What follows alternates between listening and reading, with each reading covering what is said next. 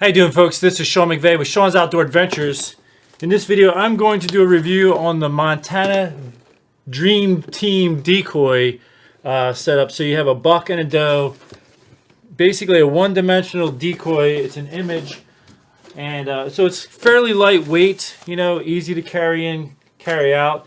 Just spring lined, so it pops open. This is the doe. This particular model that I have, they mislabeled the legs, so they mislabeled them. Both legs say back leg, and the front leg is significantly longer. Here is the front leg, and here is the back leg. So the very first time I put it together, I happened to pull this long one out, and I put it in the back, and boy, was it not even close. So you can see the front leg is way longer. It goes all the way up into the head, hold the head up of the decoy. So another thing about it is the way I wanted to set up the very first time, I was going to sneak in on my property and set up on the edge of my food plot without turning on my flashlight. So I knew I could not do this and set them both up. I have the buck right here. Here's the buck, and the buck has his legs. So setting all these legs up in the dark, I'm not going to be able to tell the difference. I'm going to be fumbling around. So I set them up in advance, and I carried them in the setup position and then staked them into the ground. So let's get into, I'll show you the video footage of the deer's reaction to these. And I will also say I was a little disappointed with, I cut a bunch of it off, but the doe, the stitching was all hanging out. It almost looked like a beard. When I first took the doe out of the packaging, the stitching was a little bit subpar, and also there is a stitch line where the leg goes all the way up. You can see it. It was very difficult to get the leg to go up into that little slot. So again, if you're fumbling in the dark, if you're doing this in the dark, you could have some issues. There's a little tiny sleeve right here that you stick the leg in and slide it up, but it can be a little tough to hit that. Here is some footage. So I had this ground blind that I was in set up for like 10 days, but the wind blew it down. It was still in its position, but it was kind of not in the full upright position. And I think the first doe that came out, the ground blind itself may have been, what was setting the deer off. The doe was clearly a little bit spooked, and she did not like my setup.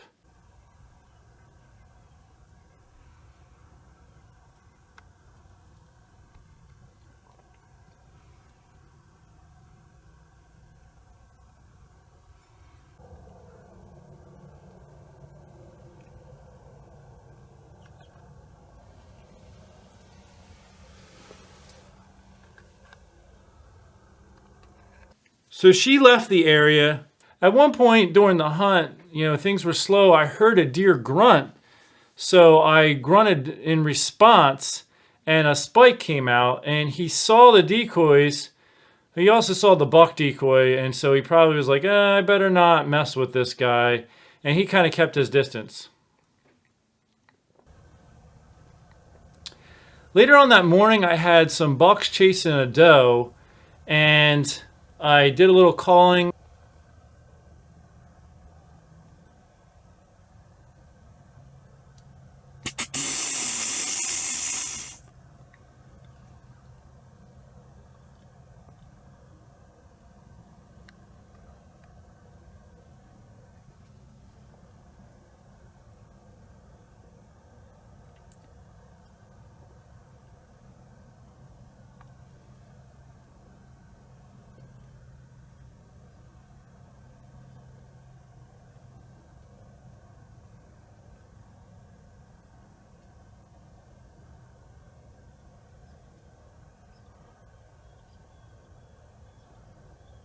At one point, since they weren't coming my way, I figured, well, let's just try rattling and see what happens. I did get their attention. Several of the bucks just stayed with the doe. But this one young buck who has a broken antler, who clearly likes to fight, came right up into the decoys. He's probably about a 2.5-year-old buck.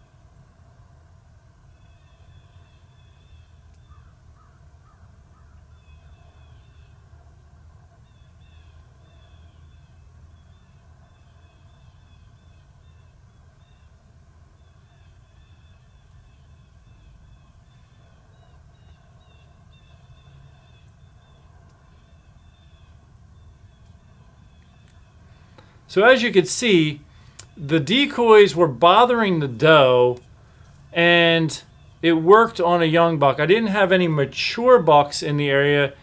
There was a nicer buck in the group, but he stayed with the doe. But so I don't know if this would have, had any effect on a mature deer, or if he would have just been too smart. But for young deer, this clearly worked.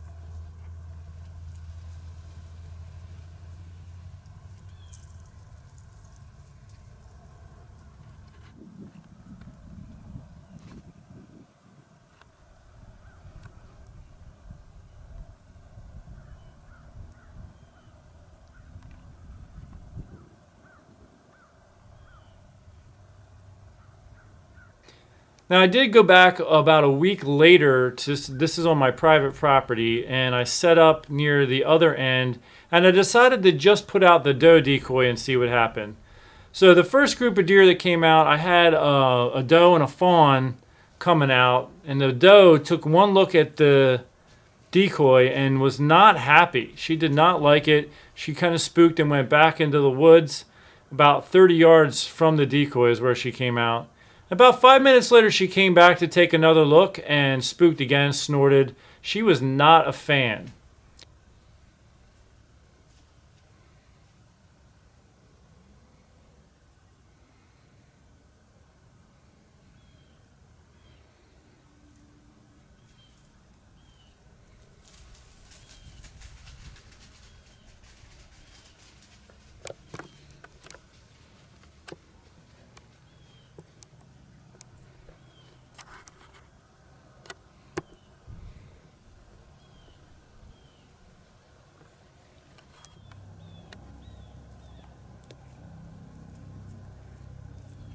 Then later in the hunt, I had a doe and a fawn coming from the other side of me, and they did not like the decoy either.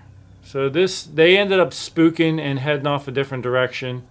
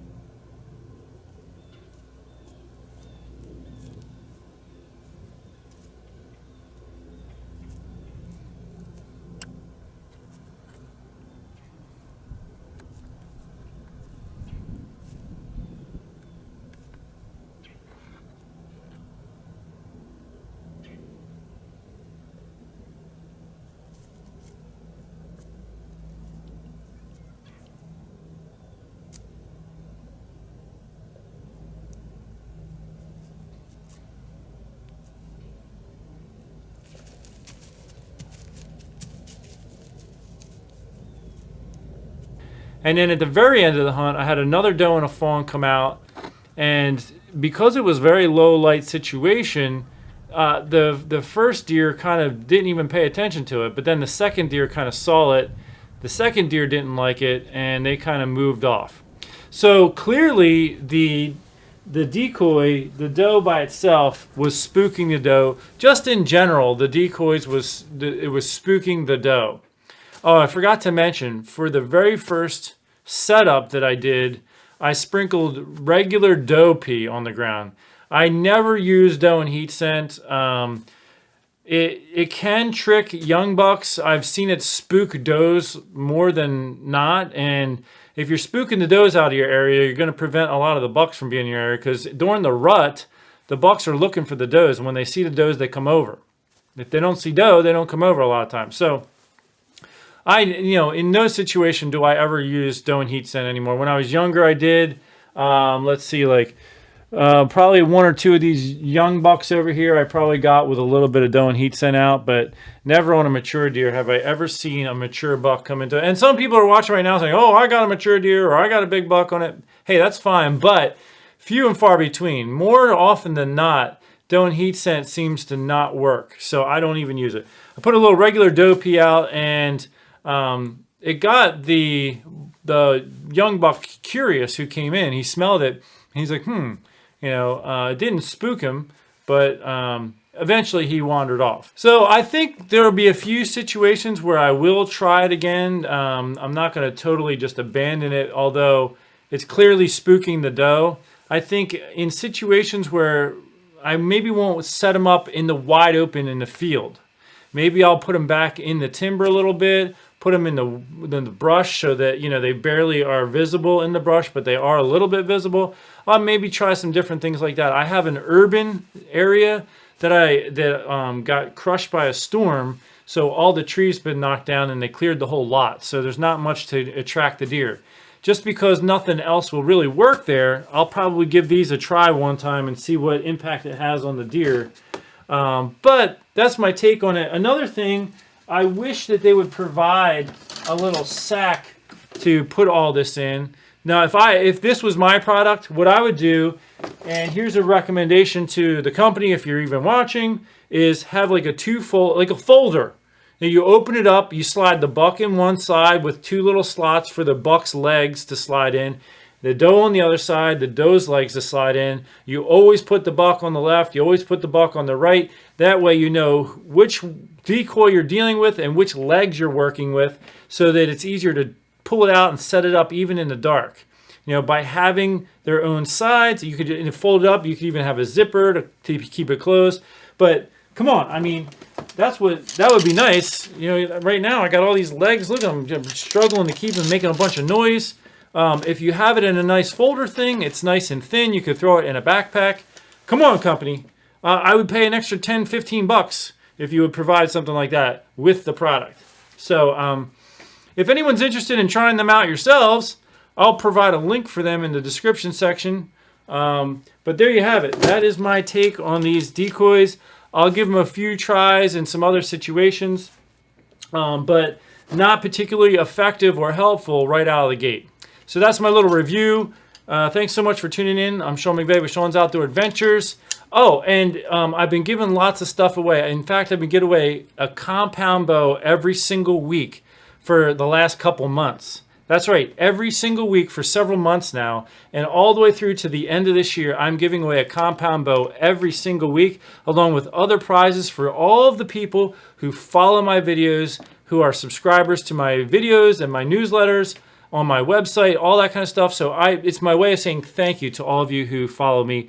So if you want to become a follower of my videos and subscribe to my newsletter, go ahead and do that, and maybe someday you'll be one of the winners of the, right now I'm giving away Sandlita compound bows, the Dragon X8. So stay tuned for that. Until next time, take care and God bless.